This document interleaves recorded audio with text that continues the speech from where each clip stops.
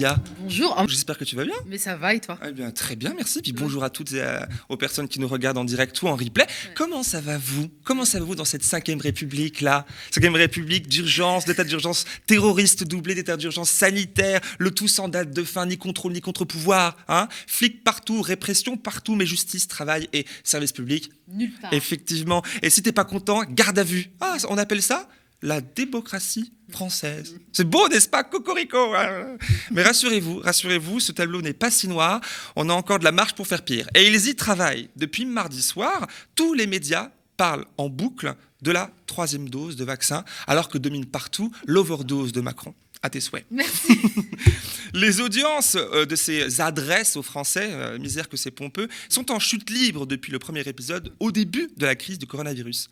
C'est Alexis Poulain qui rappelle les chiffres sur Twitter de 36 millions de spectateurs devant leurs écrans en avril 2020. L'audimat s'est écroulé à 30 millions en mars 2021, 22 millions en juillet dernier et 19 petits millions ce mardi soir. Vous êtes déprimé là.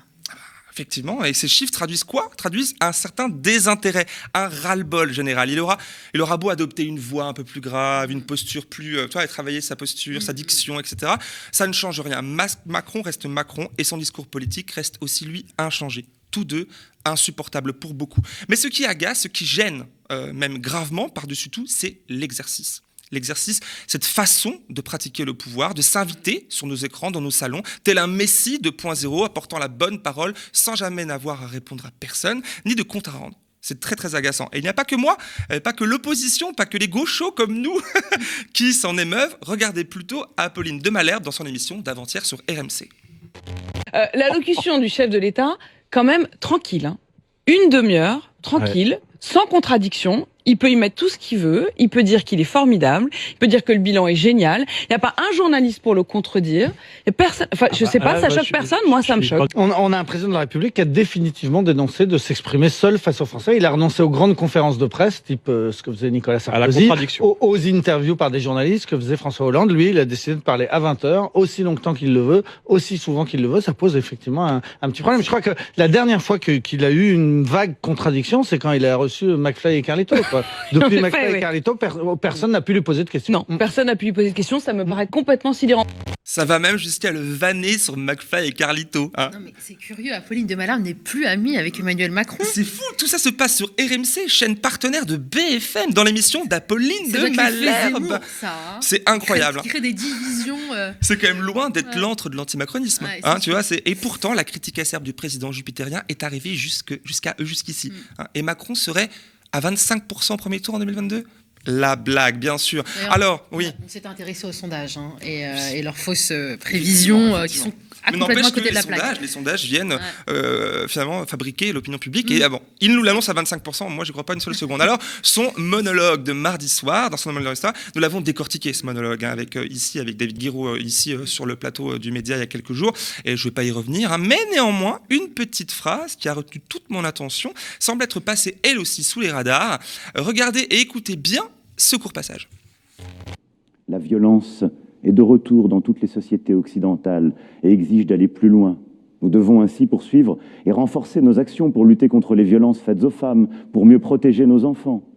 Et dans le prolongement des travaux du Beauvau, une loi de programmation pour nos sécurités intérieures est en cours de discussion. Elle sera présentée au premier trimestre 2022 et donnera plus de moyens et allègera les contraintes bureaucratiques de nos forces de l'ordre. Et voici donc le projet d'une énième loi pour la sécurité intérieure promise pour la toute fin de son quinquennat. L'annonce est passée sans faire de vagues médiatiques, alors qu'elle nous promet un regain du tsunami policier qui fait déjà ravage sur tout le pays. Alors avec cette loi qui en fera la 6e, qui touche aussi à la sécurité depuis 2017, donc plus d'une par an, c'est incroyable. Et pour faire passer encore mieux cette nouvelle pilule liberticide, il ose nous parler pêle-mêle des violences faites aux femmes et de la protection de nos enfants. Mais quel est le rapport avec la choucroute là? Je ne vois pas. Voilà. En tout cas, avec cette orgie sécuritaire, il n'y a pas de rapport, selon moi, cette orgie sécuritaire jusqu'ici n'a servi à rien à améliorer à la condition des femmes violentées et aux enfants. Au contraire, on a un ministre de l'Intérieur qui est encore en poste aujourd'hui et accusé de viol. Non, tout ça a permis toujours plus de répression envers les opposants politiques de gauche, les militants écolos et les manifestations sociales. Voilà à quoi servent finalement les lois dites sécuritaires. Et cela a été dénoncé sérieusement par nombre de médias, mais aussi d'ONG, et même l'ONU et le Conseil de l'Europe lui-même. Alors, revenons sur cette phrase pour l'analyser. Il dit vouloir donner plus de moyens et alléger les contraintes bureaucratiques des forces de l'ordre. C'est un beau programme qui laisse imaginer beaucoup de choses. Commençons par les moyens. Le budget du ministère de l'Intérieur et donc de la police est peut-être celui qui a été le plus dopé depuis le début de son quinquennat. Ce budget a été augmenté déjà de base de 2,5 milliards. Attention, pas millions, on l'avait dit la dernière fois. 1000 fois plus que des millions. 2,5 milliards d'euros depuis 2017 et le sera encore de 900 millions de plus donc supplémentaires en 2022. Dans le même temps, rappelons, j'aime le rappeler, que le budget de l'hôpital public a été lui réduit de 800 millions d'euros en 2021. Mais il n'y a pas d'argent magique. Voilà. Ces millions et ces milliards en plus pour la police ont permis l'achat de tonnes de matériel, d'armes, de grenades, de drones, de LBD, de matraques, de motos et autres SUV blindés pour s'attaquer aux violences faites aux femmes et protéger nos enfants. LOL. En tout cas... Ça veut dire MDR même. Oui, allons plus loin que le LOL. Allons plus loin que le LOL. En tout cas, je crois, moi, que la case « donner plus de moyens à la police » est bien cochée. Concernant l'allègement des contraintes bureaucratiques des forces de l'ordre, qu'est-ce que ça veut bien vouloir dire d'autre que réduire les droits de la défense ? Comme pour dire aux policiers un peu voyous, allez-y, on vous couvre. Non, tout ça, ce n'est pas possible. C'est quelque chose qui doit absolument alerter le plus de monde possible. Et puis, la phrase d'après, dans son monologue télévisé, Emmanuel Macron parla d'indépendance énergétique, pouf, avant d'enchaîner sur l'espace, les technologies, la retraite, le chômage, l'Europe, les émissions de CO2, comme pour noyer l'annonce. Bref, si Emmanuel Macron est président, Macron-Emmanuel, lui, est candidat. Et pourtant, il n'a toujours pas déclaré sa candidature. Alors oui, mais... Petite nouvelle, un rappel, un fidèle de Macron expliquait en juillet dernier que, je cite, « Il n'y aura pas de déclaration de candidature en grande pompe, c'est daté, dit-il, mais une candidature glissante. » Alors, je cite quelqu'un d'autre là, « Parce que faire campagne sur fonds publics et sans décompte du temps de parole, c'est moderne ?» se demande piquant le militant contre le mal logement William Martinez sur Twitter.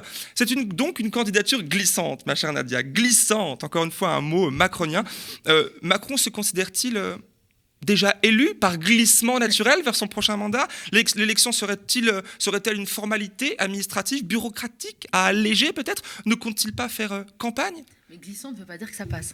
Ça peut glisser, mais vers ailleurs, voilà, effectivement, parce que détrompez-vous, dans tous les cas, il compte bien faire campagne, parce que le camp Macron est déjà en campagne depuis un bon moment. On peut même dire qu'il a toujours été en campagne, Macron, depuis qu'il est président. Souvenez-vous de la séquence Grand Débat, qui, sur le dos des Gilets jaunes, est financée par nos deniers, celui de l'État, parce que l'État, c'est nous qui finançons, aura servi de campagne LREM aux élections européennes, mais ne l'a pas empêché de prendre une rouste et une grande raclée dans les urnes. Et ça, il s'en souvient vraiment. C'est pourquoi en coulisses, les stratégies s'opèrent au quotidien dans le camp Macron, et c'est le Parisien qui nous livre une information, elle aussi passée sous les radars, dans un article, une chronique payante, peut-être que c'est le cas, au tout début de ce mois. Le quotidien, propriété de Bernard Arnault, bonjour Bernard, aurait eu vent d'une réunion récente, organisée par Stanislas Guerini, qui est autre que le délégué général du parti présidentiel, avec un certain nombre de députés de la majorité. Guerini leur aurait demandé, je cite, « Ne tapez pas trop dur, ne tapez pas trop sur Anne Hidalgo ». Et pourquoi donc ? Eh bien, il faut là bien comprendre une manœuvre politicienne électoraliste. C'est-à-dire que Anne Hidalgo, maire de Paris actuellement, est candidate à l'élection présidentielle prochaine pour le PS, et certes, loin derrière Yannick Jadot, encore bien plus loin derrière Jean-Luc Mélenchon, qui domine sur les sondages à gauche, mais est fort utile pour leur grappiller des voix façon Hamon 2017. Épargner Hidalgo, voire s'arranger pour la faire monter un peu, c'est éviter un candidat naturel évident pour l'électorat de gauche et aussi imposer ainsi le bulletin de vote Macron comme vote utile ou vote barrage. Barrage à qui ? À Marine. Marine Le Pen et à Éric Zemmour, évidemment. C'est simple comme bonjour, mais pas moins pervers. Alors, aux Parisiens, l'un des cadres du parti présidentiel présent à cette réunion confie, je cite, « Cette consigne tactique pose un problème éthique. C'est très inconfortable pour nous, dit-il, parce que assumer publiquement qu'on veut Zemmour ou Le Pen au second tour, je ne sais pas faire. » Fin de citation. Si l'éthique et la politique cohabitaient, il y en a qui ça mettent ça en avant. Il y en a certains qui sont encore éthiques, mais dans ce camp-là, je suis un peu moins sûr. En tout cas, une chose est sûre, Emmanuel Macron sait qu'il ne gagnera pas par adhésion à son bilan ou à son programme antisocial à peine déguisé. Et que face à un Mélenchon ou même à un Jadot, au second tour, il sera en forte difficulté, voire perdant. Ça, il le sait très bien. Et il ne lui reste donc plus qu'une option, gagner par glissement apparemment, mais par défaut en la rejouant comme en 2017. Son assurance vie, et en général celle des candidats du système libéral, reste la même. Se retrouver face à un épouvantail d'extrême droite au second tour. Voilà, au moins, les choses sont claires. Nous, on sait maintenant ce qu'il nous reste à faire. Et en attendant, bonne journée quand même. Bonne journée quand même, merci Djemil. Mais j'ai envie de te dire que cette tactique-là, ça a été celle aussi un peu d'Hollande face à un Sarkozy. Enfin, mais ce vote par défaut, c'est pas seulement qu'on a un candidat d'extrême droite. Non, c'est conditionné par notre système électoral. Voilà ce qu'il faut changer, c'est-à-dire que on peut pas parler de démocratie déjà en France. On le dit de plus en plus librement. Je le dis là, il y a rien de, c'est pas un pavé dans la mare. La démocratie, ce n'est pas ça. Là, le problème étant bien l'élection, la démocratie, c'est quoi? Je disais tout à l'heure que j'avais un pied en Suisse de la famille là-bas. Là-bas, la plupart des gens votent des textes de loi. Ils votent. Nous, on ne vote pas. On dit on vote au vote. Non, on élit. On donne notre pouvoir de vote à quelqu'un d'autre. Et ce n'est pas ça l'exercice démocratique. Pardon. Et donc là, on a un problème, effectivement. À chaque fois, vu qu'on a 2 tours, vu que ça se passe comme ça, il y a des stratégies qui sont pas politiques. C'est pas de la politique, ça. Ça, c'est de la magouille, c'est des manigances. Et c'est des choses qu'on doit absolument dénoncer. On le fait ce matin, mais aussi travailler en tant que citoyennes et citoyens à ne pas y participer. Ou alors en essayant d'annuler la chose en élisant un programme ou une personne qui voudrait arrêter cela. Alors ça, c'est mon avis à moi. Mais en tout cas, ça m'est impossible et insupportable de parler de démocratie en France dans ces conditions. Ouais.